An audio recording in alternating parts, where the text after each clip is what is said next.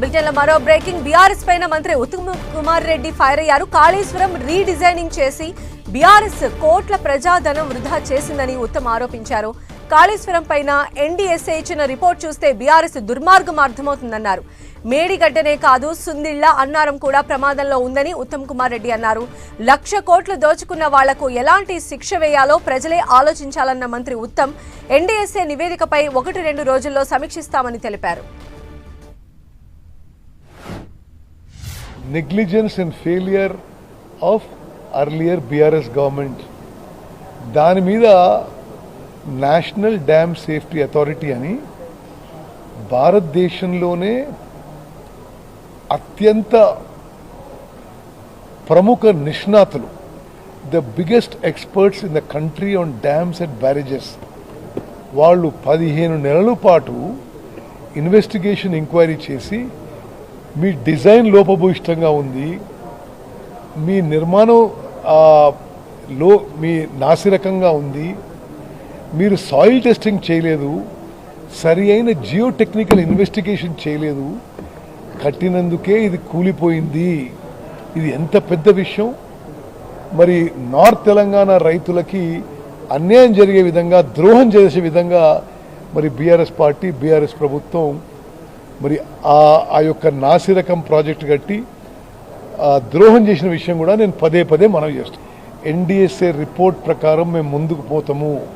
సరే, నిన్న ఈరోజు ఈ భారత్ సమ్మిట్లో ఉన్నాం, రేపెల్లుండి నుంచి ఆ ఎన్డీఎస్ఏ రిపోర్ట్ ఇంప్లిమెంట్ చేయడంలో ముందుకు పోతామని చెప్పి నేను మనవి చేస్తాను.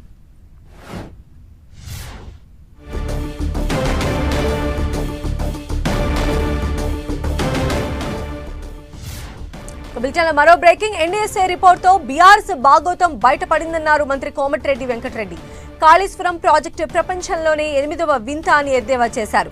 తుమ్మిడిహట్టి దగ్గర కాకుండా కమిషన్ల కోసమే ప్రాజెక్టును వేరే చోటుకు మార్చి కట్టారని ఆరోపించారు.